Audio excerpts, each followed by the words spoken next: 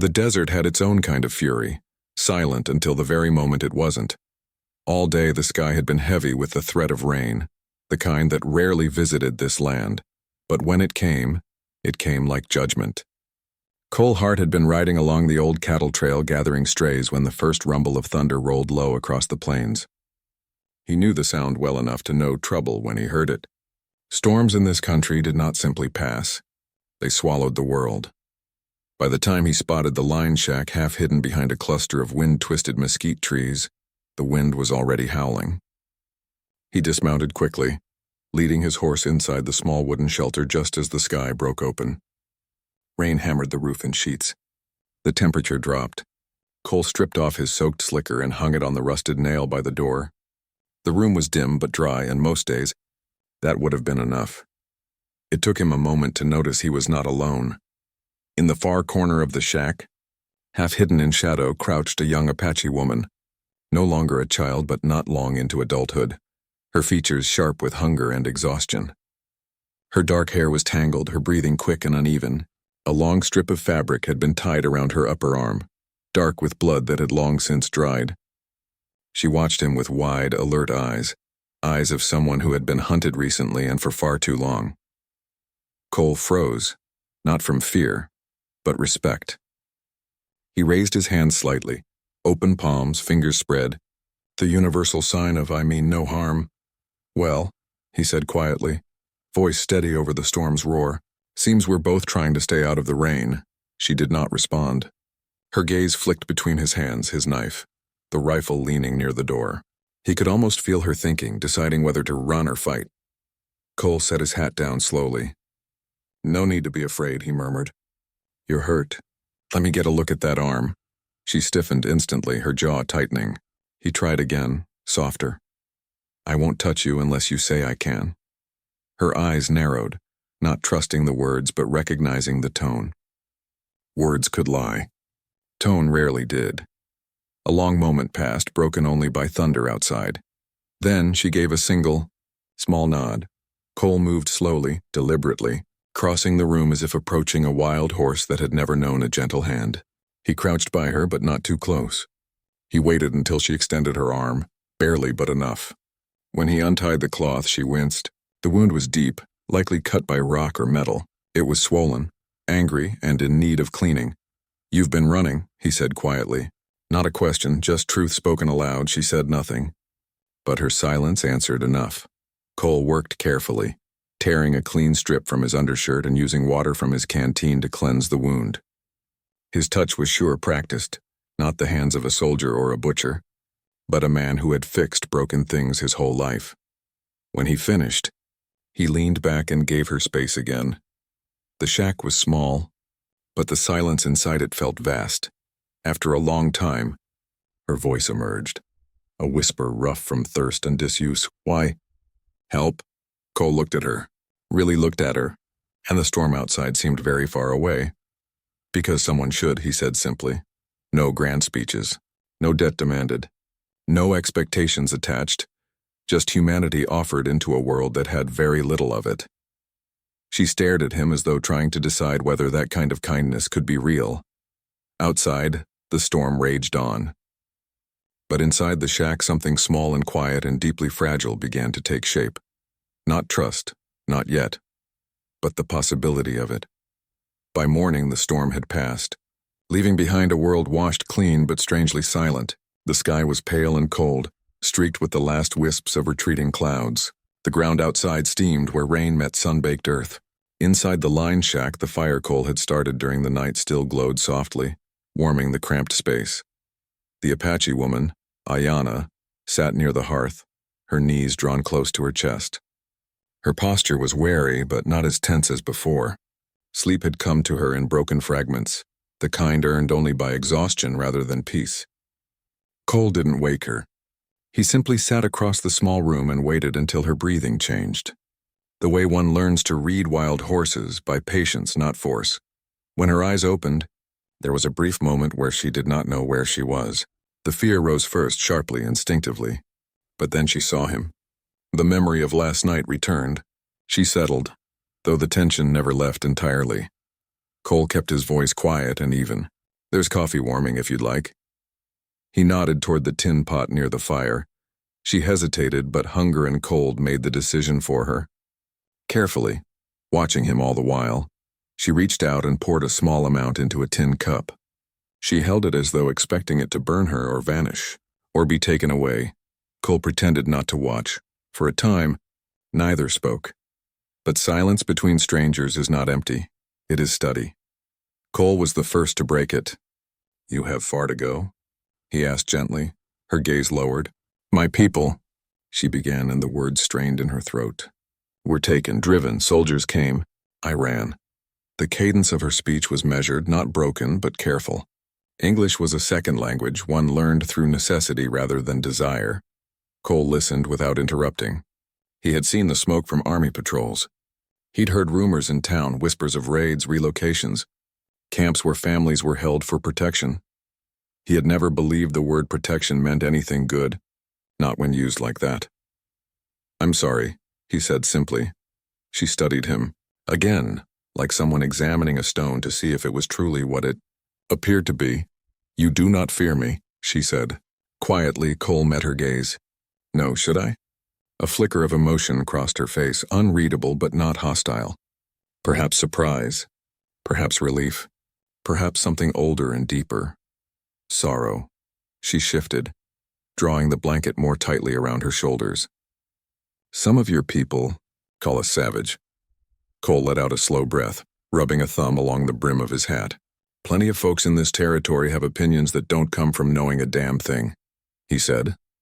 Ayanna blinked, and for the first time, her expression softened. Not into a smile, but into something less guarded. Something almost human again, and not merely instinct and memory of danger.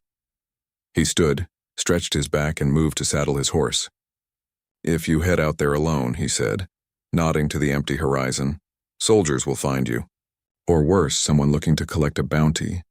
The word hung between them like smoke. She knew it already. That knowledge was carved into the set of her shoulders, the watchfulness in her eyes. "I know," she said. "I've got a ranch not far from here," Cole continued. "It's quiet, hard-working.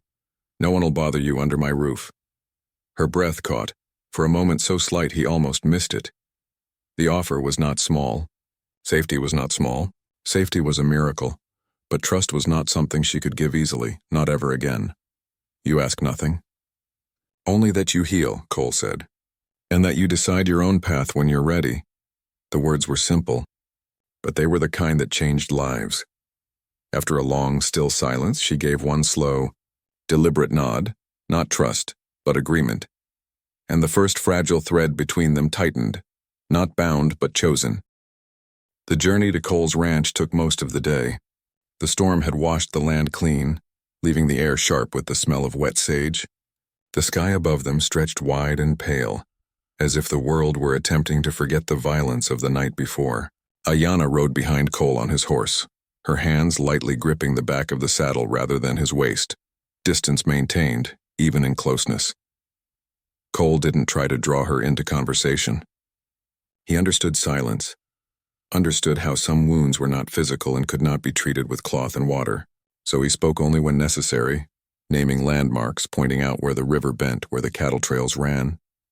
Ayanna listened without replying, but her eyes tracked everything. She watched the land the way someone who belonged to it did, like it was alive. By late afternoon, the ranch came into view, Dusk Creek Ranch, named for the thin ribbon of water that crossed it. Several low, sturdy buildings stood near a sprawling corral where horses grazed lazily under fading light. Smoke rose from the chimney of the main house. Dogs barked, lifting their heads before sprinting forward. Ayanna tensed immediately, instinct curling her posture inward. Cole placed a steadying hand on the saddle horn, not touching her, just anchoring the moment. "They're loud but harmless," he said softly. She didn't move until the dogs had sniffed and accepted Cole's presence, wagging their tails and circling the horse. Only then did she exhale. Two ranch hands leaned against the fence, watching as Cole dismounted. Their expressions shifted from casual curiosity to confusion, then suspicion, then something sharper. Cole ignored the stares as he helped Ayanna down, Not by touching her, but by lowering the stirrup and stepping aside so she could dismount herself with dignity. She landed lightly, despite her wound pulling at her arm. One of the ranch hands, a broad man with sun-reddened skin and a cigarette dangling from his mouth, spoke first. "Cole. Who's she?" Ayana's shoulders went rigid. Her jaw tightened. The question was not what angered her. It was the tone, as though she were not standing there at all. Cole's voice remained calm, grounded. "She's a guest," he said. "She's staying a while." The man exchanged a glance with the other hand, a younger boy not yet hardened who looked more fearful than hostile. "A guest?" The older man repeated slowly. "Folks in town been talking about Apache camps. Soldiers passed through just last." Cole's gaze cut to him, sharp, flint-strong. "That's enough, Everett." Everett shifted, the cigarette ember glowing. "I just meant—" "I know what you meant," Cole said. "And I said that's enough." The land fell quiet. The dog sensed the tension and drifted off. The younger ranch hand looked away, uncomfortable. Ayana stood still, not shrinking but coiled, like a mountain cat watching which way the branches would break. She had been judged by strangers before. She knew how swiftly strangers could become enemies. Cole turned to her then, not forcing comfort, just offering direction. "Come on. Let's get you inside." The ranch house was simple but clean. Wooden floors, wool blankets, walls lined with shelves holding tools, tins, and books whose pages had been worn from use rather than display. Cole led her to a small room off the hall. "This will be yours," he said. Ayana stepped inside slowly. The room was modest. Cot bed, small table, a window overlooking the pasture. Nothing luxurious. But there was space. Space to sleep. Space to breathe. Space that was not surrounded by fear. She turned toward him, her expression unreadable. Cole kept his voice gentle. "No one will bother you here. You have my word." Her voice, when it came, was very quiet, almost a breath. "Word can be lies," Cole nodded once. "Yes, they can." He stepped back, leaving the doorway open, not trapping her. "That's why I'll show you instead."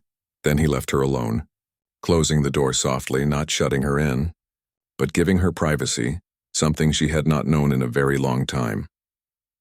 Ayana sank onto the cot, her hands trembling, not from cold, not from pain, but from something far more frightening, safety, a feeling she no longer knew how to hold. Night settled over Dust Creek Ranch gradually, like ink spilled across the horizon. The sky turned violet, then black, and a chorus of crickets rose from the grasses. The house itself quieted after supper, the clatter of dishes fading, the footsteps of ranch hands heading back to bunkhouses. Only the low hum of the wind remained. Ayana stood in her small room, lit by the soft glow of an oil lamp. She touched nothing at first. She simply stood, still, tense, as though afraid the walls might move or close around her. The air smelled of wood, wool blankets, and something faintly familiar, smoke from a hearth fire. It should have been comforting. Instead, it was overwhelming. This was the first enclosed room she had slept in since before her world had shattered. Before soldiers had entered her camp. Before fire and shouting and running through dark trees. Before everything. She pressed her hand to her chest to keep her breathing quiet. Not steady, just quiet. She could hear movement down the hall. Cole had settled near the fireplace, she guessed. His steps were slow and heavy, the kind of walk belonging to a man used to long days and silent evenings. He did not linger near her door. He did not hover. He did not watch her. And that, strangely, was what shook her most. Kindness without demand was unfamiliar and frightening. After several long minutes, she stepped to the doorway, fingers brushing the wooden frame. She did not knock. She simply watched Cole from across the hallway. He was kneeling by the hearth, stacking wood for the night fire. The flickering orange light cast shadows across his face. Strong lines, tired eyes, a man carved by work and dust and loss. He glanced up as he noticed her, but did not stand or widen his expression with surprise. He simply looked at her as though her presence made sense. "Everything all right?" he asked quietly. She swallowed. The words were there, but tangled like roots. Her voice faltered. She tried again. "It's my first night here." She wasn't talking about the ranch. She wasn't talking about the room. She was talking about this, a place where she wasn't tied, guarded, or owned. A place where no one shouted commands. A place where the silence wasn't danger. A place where she did not know how to exist anymore. Cole understood without asking. He didn't move toward her. He didn't speak quickly. He let the truth settle between them like the settling of dust after a long ride. "I know," he said. She looked away, eyes shimmering in firelight but refusing to fall. "There are no walls where I come from," she murmured. "We sleep beneath sky. We hear every sound. If danger comes, we rise. If we mourn, we do so with wind here." Her hand trembled just once. "It is too quiet. Too quiet could feel like death waiting." Cole nodded slowly, considering. "You don't have to close the door. You can leave it open, so you hear the house breathe. And if you want the sky," he pointed to the small window. "It's right there." Ayanna looked at the window, at the slice of moon resting in its frame. She drew a shaking breath, and for the first time since she had arrived, her shoulders lowered, not much, but noticeably. A fraction of her armor loosened. Cole stood then, not abruptly, not towering, just rising to his full height in a way that was steady, grounded. "You're safe here," he said. "That's the only promise I'll make. Not trust, not loyalty, just safety. The rest, you decide." She met his gaze again, and this time she did not look away. Silence again. But a different silence, not fear, not surveillance, understanding. She returned to her room. This time she left the door open. She lay on the cot, facing the window. The moonlight stretched across the floor like a silver path.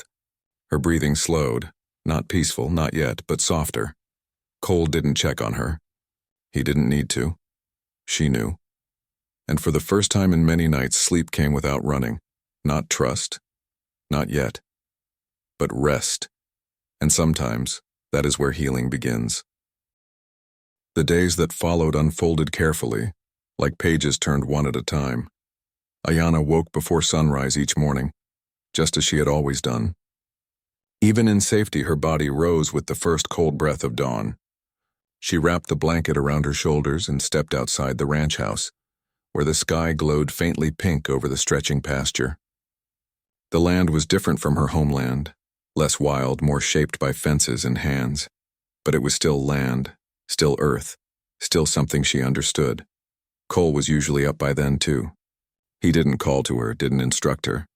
He simply nodded in greeting as though it were natural that she now shared the morning with him. At first, she only watched the horses as they were saddled.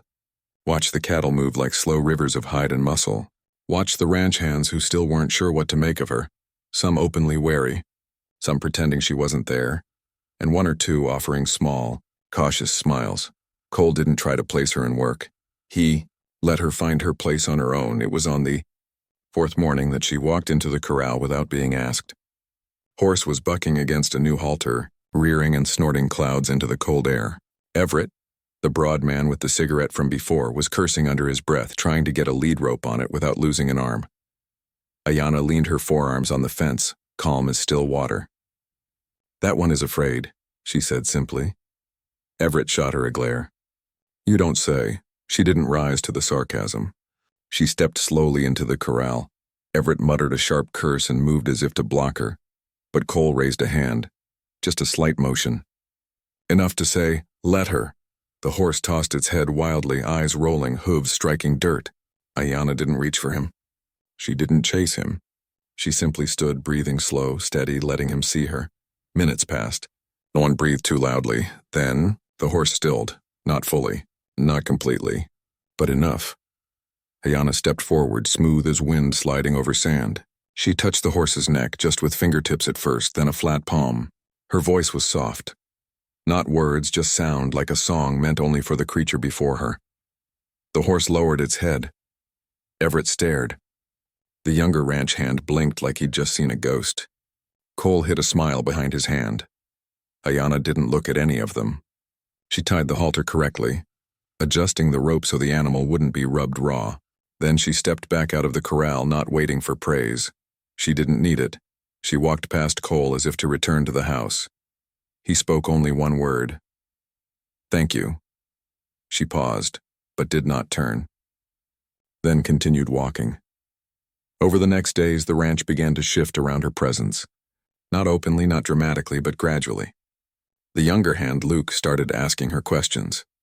Not personal ones, questions about tracking signs. about how she knew which plants soothed animals and which made them restless. Ayana answered only when she wished to, but when she did, her answers were precise, clear, and nodded to the earth, and in return, Cole began to show her his world. How to mend a fence line with spliced wire. How to set a saddle so the horse felt respected and not weighed down. How to read the clouds to know when the wind was turning cold. There, lessons were not spoken as teacher and student. They were exchanges. 2. Worlds placing pieces of themselves in each other's hands. One evening, they sat by the river, not close, not touching, just near enough to share the quiet. Ayana watched the water ripple dark in the fading light. "My people say the land remembers," she said softly. "Every step, every sorrow, every kindness," Cole nodded. "I reckon it does." She looked at him then, not with fear this time, with awareness. Not yet trust, but recognition, a path beginning, slow, careful, real. Trouble rarely arrived with thunder or drums. Most times it came as whispers. It began at the general store in town, 10 miles from Dust Creek Ranch. Cole had ridden in for feed, nails, and lamp oil. The air smelled of dust, horses, and tobacco.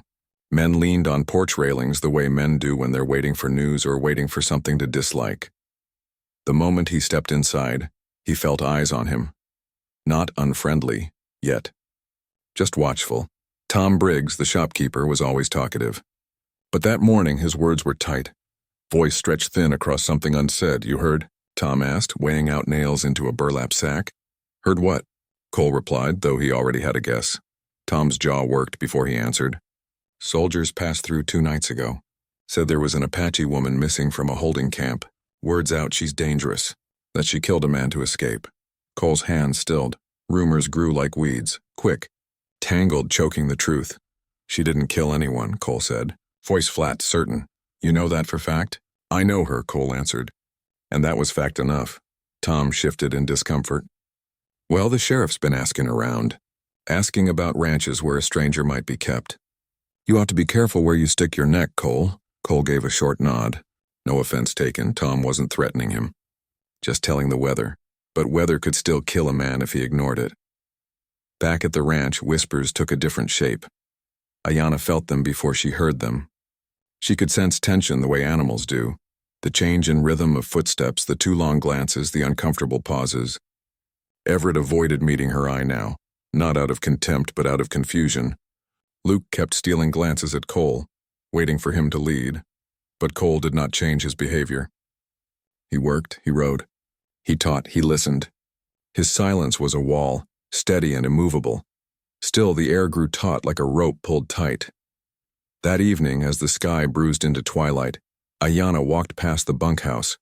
Everett and 2 others were speaking in low voices. "Just saying, Cole's putting us all in danger." "She's not dangerous," Luke interrupted. His voice cracked, but he stood his ground. "How would you know?" Everett snapped. "You think just because she can calm a horse she won't slit a throat? Ain't you heard what they say happened at Red Mesa?" Ayana didn't need to hear the rest. She stepped forward. The men fell silent. Everett's jaw tightened. The others looked away. Ayana's voice was quiet. "You fear what you do not know," Everett scoffed. "And what do you know about us?" She held his gaze, not challenging, just steady. "You fear losing what is yours. Your land, your home, your place. I know that fear, too." Something flickered across Everett's expression. Shock, then uncertainty. Because she was right. But before anything more could be said, Cole's voice cut through the dusk. "That's enough." He didn't raise his voice. He didn't need to. Everett stepped back. The others scattered. Ayana didn't look at Cole. She simply walked toward the river, the twilight swallowing her silhouette. Cole followed after a long moment. He found her by the water's edge, arms wrapped around her knees, watching the river darken. "They fear what they think they know," Cole said. Ayana didn't turn to him. "My people say a frightened man is the most dangerous kind. He will kill to protect his fear." Cole sank down beside her, not close enough to touch, but close enough to share the space. "That's why we will not give them either reason or opportunity," he said.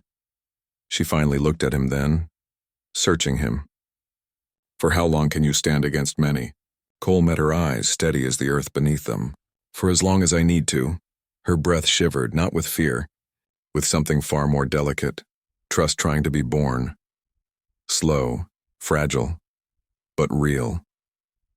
Spring winds moved the grass around them. The world was still dangerous, but no longer empty. The sun had long dipped behind the distant mesas, leaving the world brushed in velvet shades of blue and ember. The ranch house glowed faintly with lamplight, a single warm beacon in the wide dark of the plains.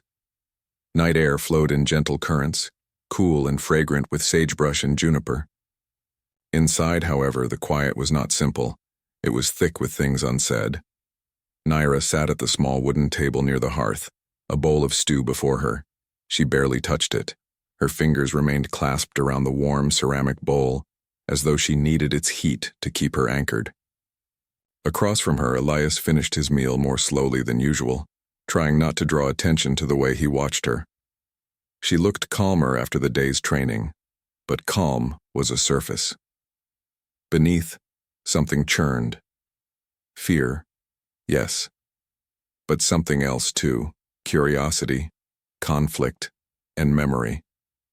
When she finally lifted her gaze, her eyes met his, dark, unguarded, sincere, and she spoke softly, as though testing the weight of each word before releasing it. "You said earlier that you did not find me, that you were sent for me. What did you mean by that?" Elias set his spoon down.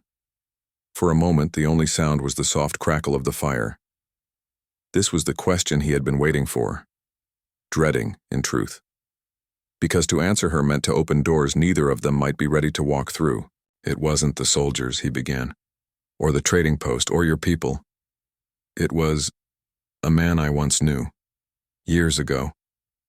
He told me that I would meet someone important, someone I would protect." His voice lowered. "He said that person would be Apache." Naira blinked, twice. Confusion rippled through her features. It was an odd thing to say, prophecy or foolishness, or something in between. "A white man told you this?" "Yes." She grew still. Something in her posture shifted, not retreating, not closing, listening. "Who was he?" she asked. Elias hesitated before answering. "A healer, a wanderer. Some people thought he was mad." He gave a faint smile. "Others thought he saw truths the rest of us were too stubborn to see." Naira absorbed this silently, but her thoughts were spinning. Among her people, prophecy was not strange. Visions mattered. Dreams mattered. The seen and unseen moved like interwoven rivers. Yet to hear of such words coming from his world, it unsettled her. "Why would he say such a thing?" she asked. Elias paused again, not because he didn't know, but because saying it aloud felt like stepping off the edge of something deep. "Because," he said slowly, "he believed that two people, no matter how different, might carry the same wound, and that if they met, they could heal each other." Naira's breath caught. Heal. The word felt sharp and tender all at once.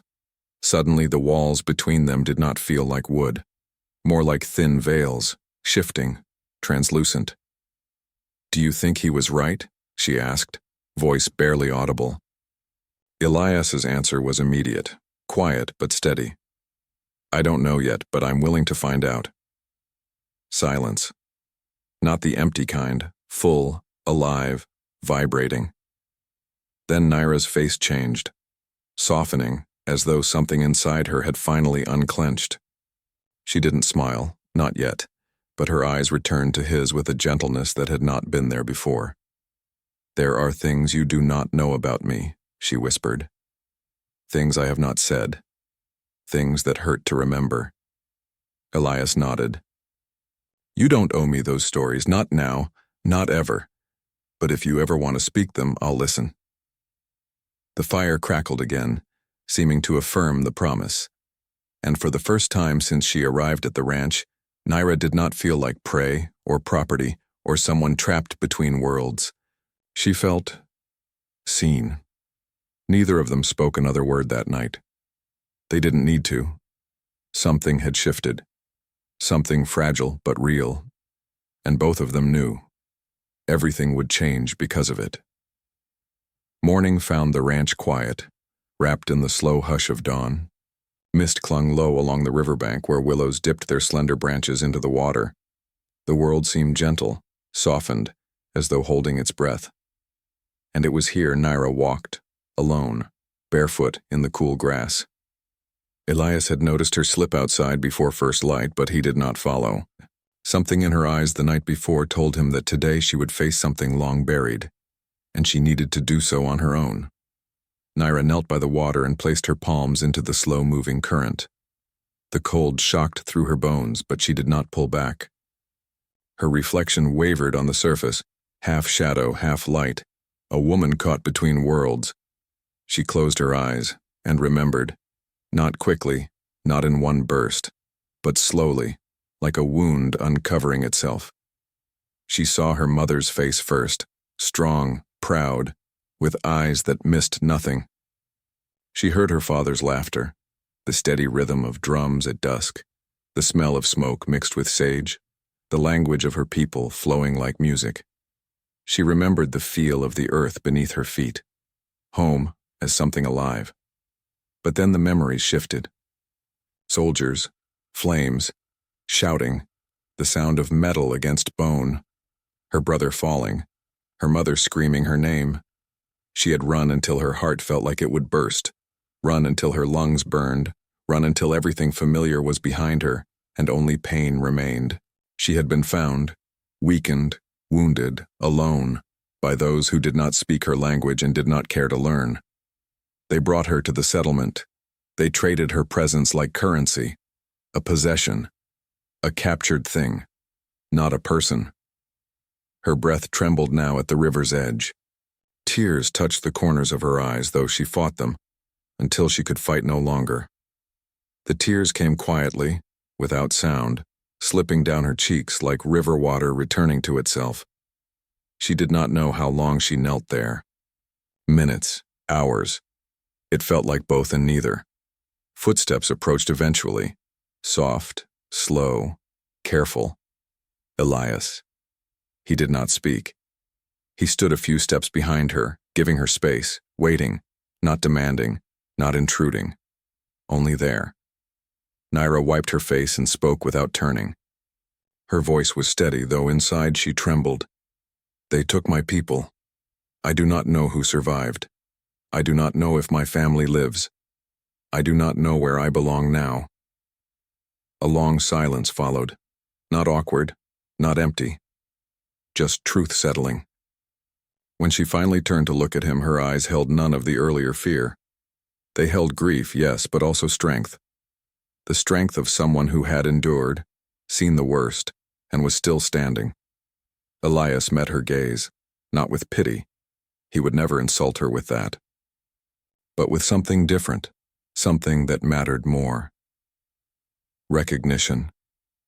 I am sorry for what was taken from you, he said. No one deserved that. No one. His voice was low, but there was steel beneath it. Anger, not at her story, but at the world that had forced it upon her. Naira stood slowly, moving toward him, not close enough to touch, but close enough to be understood. I do not know what comes next, she whispered. I do not know what I am supposed to be now. Elias nodded. You don't have to decide today, he said. Or tomorrow. You get to choose your life, piece by piece, day by day, and no one owns that choice but you. The river moved quietly behind them, the sun beginning to lift in soft gold through the mist.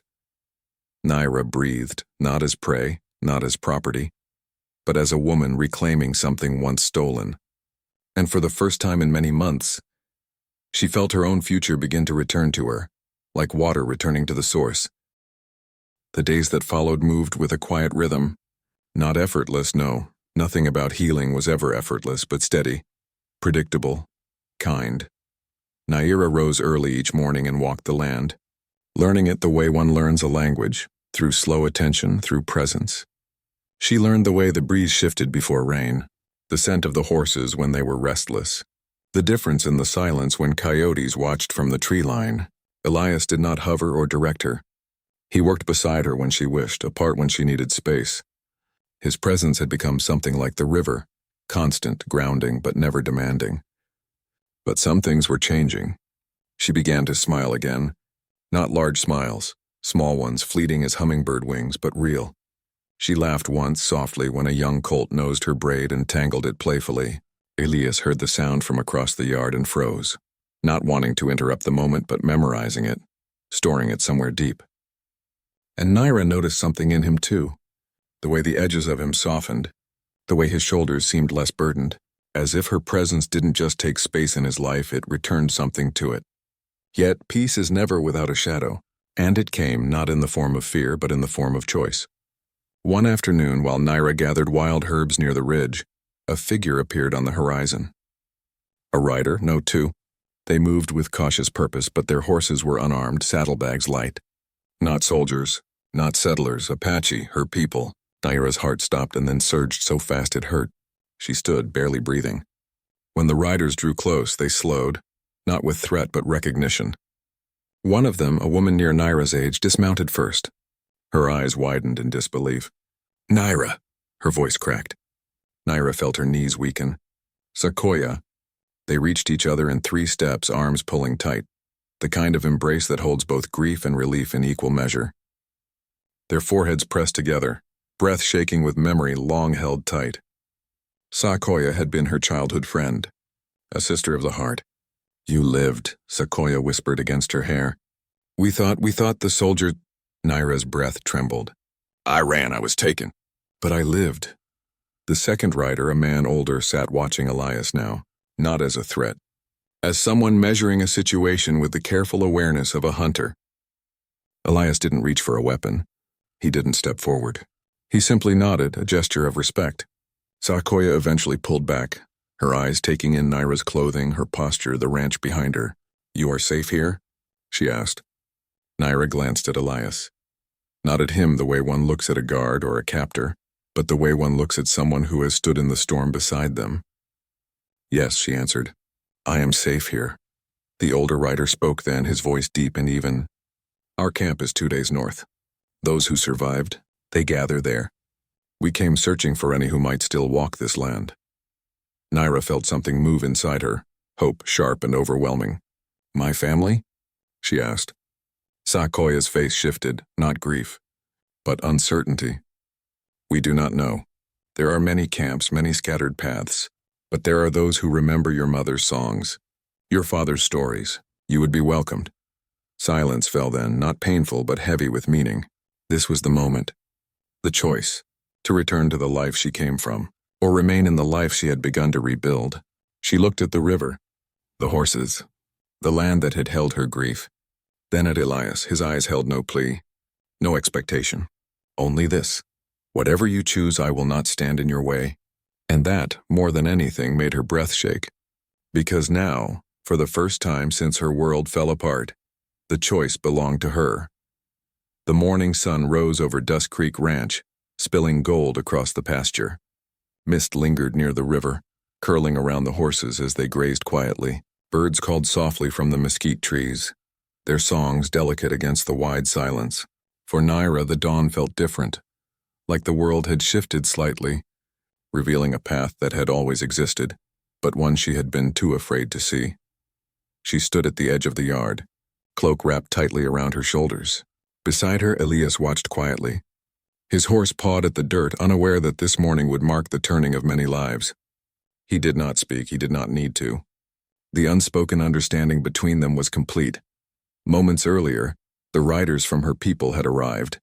Sequoia and the elder had stayed at the corral, speaking softly with ranch hands about supplies, directions, and who would guide them north. Their presence was comforting, but it also carried weight, a reminder of the life Naira had once known, of family and community, of roots that had been violently torn away. Naira's heart beat rapidly. She had walked the plains, the mountains, and the rivers of her youth in memory. She had survived alone, fought to live, and learned to trust herself in a world that had taken everything from her. And yet, in these past weeks at Dust Creek, she had also found something unexpected, a place where she could rest, heal, and grow. She turned to Elias, the man who had offered her nothing but safety and respect. His eyes met hers, steady and patient, holding no expectation, only the quiet assurance that her choice would be honored. "You don't have to go," he said softly. Not pleading, not coaxing, just stating truth. Naira shook her head slowly. "I can't, not now. My people need me. I must know if anyone survived. I must see them, speak their names, hear the songs my mother taught me. This is my path." Elias nodded, hiding the flicker of pain behind calm composure. "Then go. But know this, Dust Creek will not forget you." "And neither will I." Tears pricked at her eyes. She turned toward the river, toward the wide-open land that had held her sorrow and her recovery. She thought of the horses she had cared for, the mornings she had spent tracking signs in the earth, the quiet nights by the fire where she had learned to sleep without fear. All of it had become hers, not because it was given, but because she had chosen to belong. Sequoia stepped forward, extending her hand. "We leave at first light. Will you come with us?" Naira paused, then clasped her friend's hand firmly. Her gaze drifted to Elias one last time. He did not move closer. He did not reach for her. He simply nodded. "I will return," she whispered, "when my heart knows it is ready. Not because I was rescued, but because I choose to." Elias's lips curved into a small, quiet smile. "Then I'll see you again, whenever you decide." The morning stretched like gold over the ranch. Horses shifted, the wind lifted, and the river shimmered under the rising sun. Naira mounted the horse Sequoia had brought, feeling the animal's strength beneath her. She glanced once more at the ranch, at the land that had held her grief and taught her trust, and then rode toward the north, the horizon bright, the path uncertain, but entirely her own. As the riders disappeared into the distance, Elias remained at the edge of the yard. He watched until they were out of sight. Then he turned back to the ranch, the horses, the fields, the quiet corners that had begun to feel like home. He felt her absence, yes, but he also felt the promise of her return. And in that, there was hope. The land stretched wide, the river sang softly, and Dust Creek stood as it always had, quiet, enduring, and waiting. Waiting for the people who chose it, who belonged not because it demanded them, but because it had been chosen. And somewhere beyond the distant hills, Naira's laughter rose with the wind, a reminder that survival, trust, and love could be reclaimed, piece by piece, day by day, by those brave enough to choose them.